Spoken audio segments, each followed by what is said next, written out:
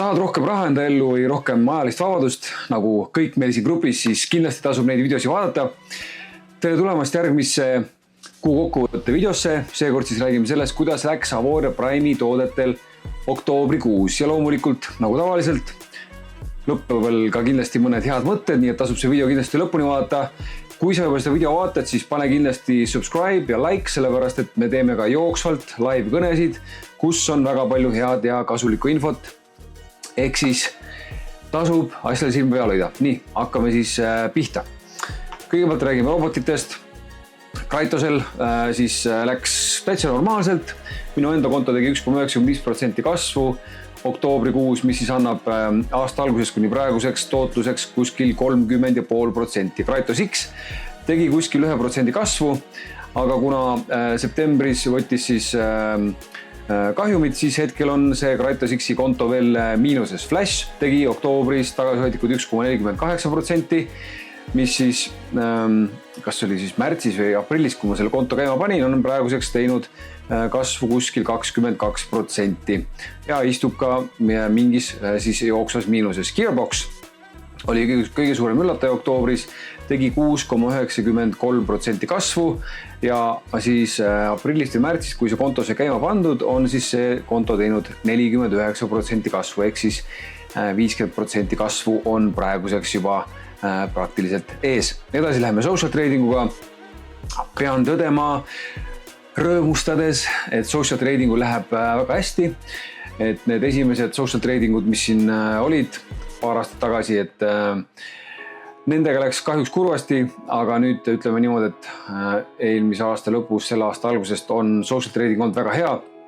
Fingo Pro 1 tegi siis oktoobris üle 7% kasvu ja siis aasta algusest kuni praeguseni on juba üle 50% tootlust ees ja Fingo Pro 5 tegi oktoobris eriti hästi veel 9,8% kasvu, mis siis samamoodi annab aasta algusest kuni oktoobri lõpuni tulemuseks kuskil 55%. Loomulikult siin igaks juhuks mainin ka ära, et nagu igasuguse kauplemisega, siis samamoodi social tradingus on vahepeal ka selliseid perioode, kus on mingisugused tehingud lahti, mingisugused miinused lahti, et selles suhtes tuleb alati arvestada, nagu siin mõned kliendid on öelnud, et inimesed, kes kasutavad selliseid tööriistu, peavad olema vähemalt terve närvikavaga.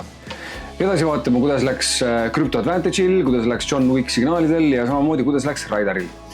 Starti koha pealt, ehk siis Crypto Advantage võib öelda, et nägin ühte siis public statement'i või nii-öelda siis avaliku, ütleme siis nagu, mis see sõna on eesti keeles?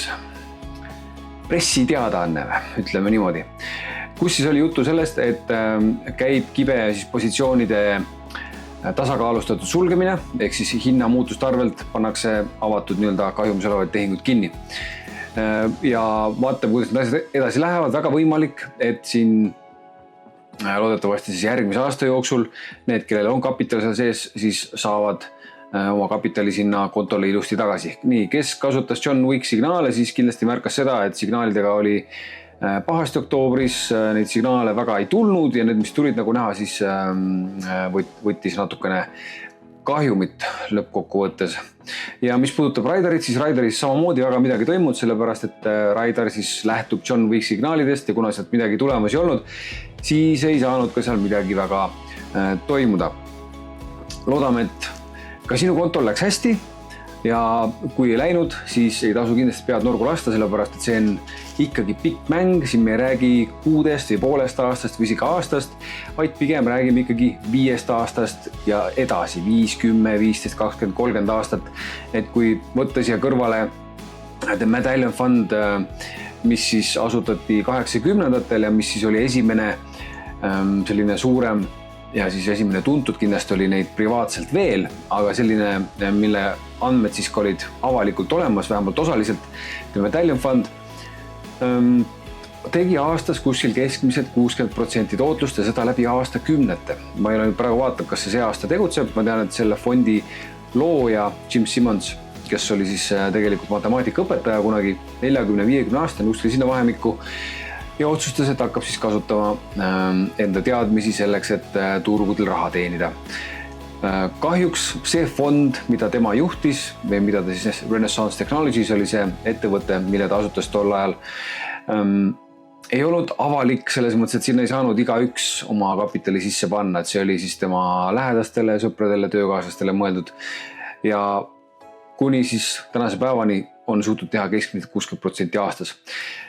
Mida me Avoria Prime'is teeme või mida Avoria Prime teeb, on see, et minna siis sama rada pidi, mida Jim Simmons tegi, samasugused tootlused, aga seda pakkuda siis kõikidele inimestele, kes vähegi on valmis võtma mingisugust riski, kellel on riskikapitali ja kes on võimelised siis nägema ka pikka plaani, mitte lihtsalt tegema otsuseid puhtalt emotsiooni pealt, vaid ka endale teadvustama, et kõik asjad võtavad aega ja eriti mis puudutab kauplemist, siis kauplemisest tuleb ka ette selliseid perioode, kus võetakse mingisugust kahjumit või mingid tehingud on lahti pikalt, miinuses istuvad.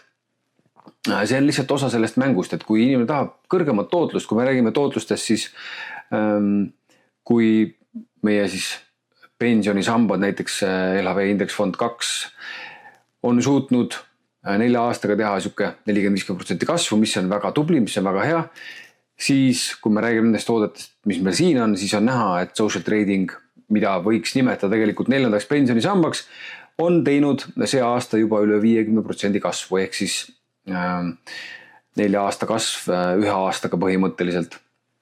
Loomulikult riskid on ka teised, seda tuleb alati silmas pidada, kõigile see ei sobigi, aga kellele sobib, siis andke aga tuld. Selleks korraks kõik ja näeme siis juba järgmine kuu uuesti.